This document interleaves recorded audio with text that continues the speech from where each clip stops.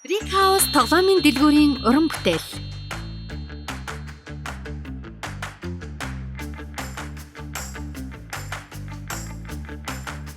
Японы Nippon телевизийн албан ёсны эрхтэйгээр бүтээсэн би том болсон реалити нэвтрүүлэг. За бид нэр энэ би том болсон нэвтрүүлгээрээ хүүхдүүдийн бие даасан байдлыг харуулахыг аав ээж нарын төсөөлөн бодож байгаагаас хамаагүй илүү зүйлийг хүүхдүүд чинь хийж чаддгийн шүү гэдгийг харуулахыг зорьсон. За мэдээж реалити нэвтрүүлэг бичиж байгаа учраас хүнд хэцүү зүйлүүд нэлээд их тулгарч ирсэн. Эдгээрийн хамгийн их санаанд орж байгаа маань явган үний замын асуудал, ихэнх тохиолдолд зам нь явж байгаа дуусчдаг, эсвэл машин таглаа зогссон гэх мэт зүйлүүд нэлээд их байсан. Бид нэвтрүүлгийн төлөвлөлтийнхаа явцад том замуудыг манай хамгийн том асуудал байх болов гэж төлөвлөж исэн боловч яг үнэндээ жижигхэн замууд маань түүнээсээ илүү асуудал учруулсан. Яг тэгэл жижиг замнаар хөвчлэн гарц авахгүй, гэрлэн тохоо байхгүй, тийм учраас хүүхдүүд маань гинт гүүх, хоёр тишээгээ замаа харахгүй байх гэх мэтчлэн зүйлүүд их тулгарч исэн. За тэгээ нэвтрүүлгээс та бүхэн харсан бах хүн хаалганууд болон орчны кодуудын байрлал манай хүүхдүүдийг нэлээх урмыг нь хугалж исэн. Их их тохиолдол хүүхдүүд маань яхаа мэдгүй болоод гайхаа зогсох эсвэл уйлах гэх мэт өөр өөрийн одоо нөгөө нөхцөл байдалтай тулгуурлан шийдвэрлэхийг оролцсон. Сайн байна уу? Цэцэн үеийн аав байна. Сайн байна уу? Цэцэн үеийн ээж нэ. Сайн байна уу? Хасын аав байна. Хасын ээж байна. Миний хүү аавда хоол авчиад өгчөд ирэх үү? 왜 아무스고 나. Эдгээр шүд өвдөд. Тэгээ чи өөртөө авах дуртай гоё юм аваарай за. Чамаг авч. Эхлээ хувцас өгч. Хувцас өмсч би тэгээд мөнгөч өгье. Надад бол санан зовсон зүйл байгаагүй. Ер нь бол чадна гэж бодож исэн. Тийм болохоор яг санаа зовсон зүйл байхгүй. Тэгээ ороо байж за. Ээж шүдээ өгч араас нь очиж за юу. Юу энэ дээр уйл гадаагаад би тэгэл за ер нь тэгэл энэ нэвтрүүлгийн дугаар нь ингэмаар бодоолчлаа дөө бараа ирэхгүй байх дөө гэж бодсон. Чи сандрал үлээсэн. Сандрал хүлээгээл нэвтрүүлэг төхөөд ирэнгууд бүр бас амар сандарч ирсэн шүү дээ. 여기.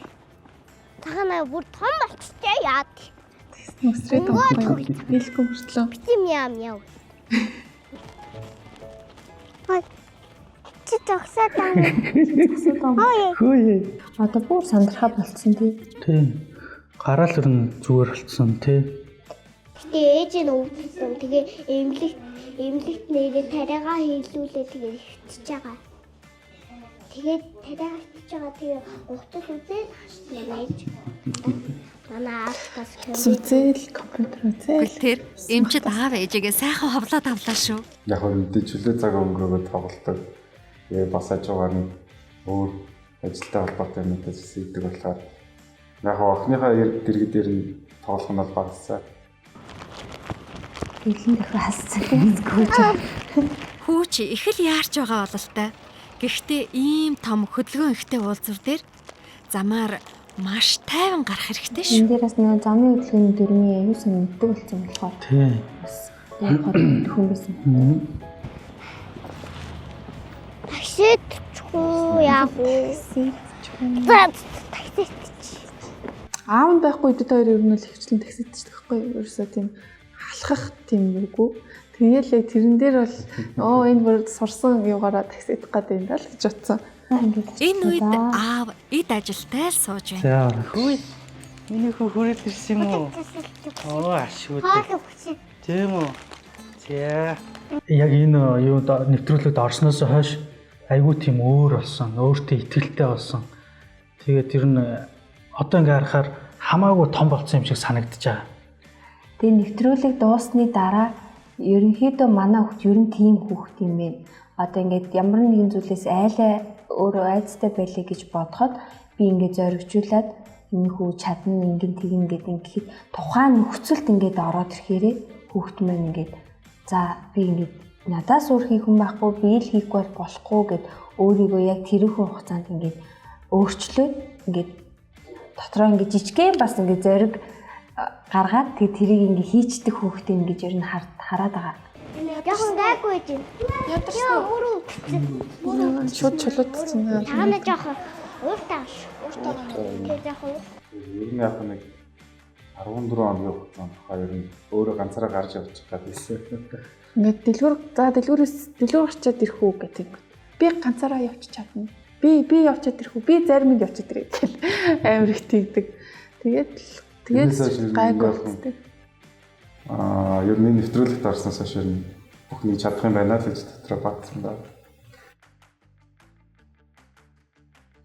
За би том болсон нэвтрүүлгийг үзэж байгаа үзэгчдээ энэ өдрийн мэндийг хүргэе. За хүүхэд зөрчил төрөмс байгууллагын тэргүүн Сансар Хөвөө. Би том болсон гэдэг энэ нэвтрүүлгээс харахад хүүхдүүдийн ингээд онцлогуд харагдаж байгаа. Бид нар ер нь бол мэдээж шүү дээ хүүхдийн насны онцлогуудыг бүгд сайн мэднэ. За тэгвэл бага насны хүүхдүүдийн хувьд хараа зүүн онцлог гэж байдаг. За томчууд бид нар аливаа зүйлийг харахтаа ингээд хоёр тишээ 150 градус тардаг. Хүүхдүүд болохоор хараа зүүн онцлог болоод биеийнхээ онцлогоос шалтгаалаад 90 градус тардаг хоёр тишээ харахтаа. Томчууд бид нар аливаа зүйлийг харахад одоо дээшээ доош харахтаа 120 градус тардаг бол хүүхдүүд 70 градус буюу биднээс илүү бага орон зайд аливаа зүйлийг харж байна гэсэн. Тэгээ нэг ойрт ирж байгаа тээврийн өслийн урд хүүхдүүд гүгээд идэг штеп. Тэгээ нөгөө хүүхдээ загнаад идэг. Тухайн хүүхд маань хараа зүүн онцлогоороо буюу тэр орчныг бүрэн гүйцэд харж чадахгүй байгаа учраас тэр тээврийн өслийн урд бол ерөнхийдөө хүүхдүүд гүгээд идэг. Тэгэхээр хүүхэд байх боломжтой орчинд одоо манай жолооч нар тэгж нэг юм хандлага байгаа. Хүүхэд машинаас айдаг гэсэн хандлага байдаг жолооч нарт. Эсвэргээр та хүүхэд байх орчинд хүүхдээс та болгоомжлох ёстой. Хүүхэд машинаас болгоомжлно гэдэг хандлагаар биш, эсвэргээрээ та одоо хүүхэдээс болгоомжлох ёстой. Яагаад тэгэхээр хүүхэд таныг харахгүй, та хүүхдийг харж байгаа.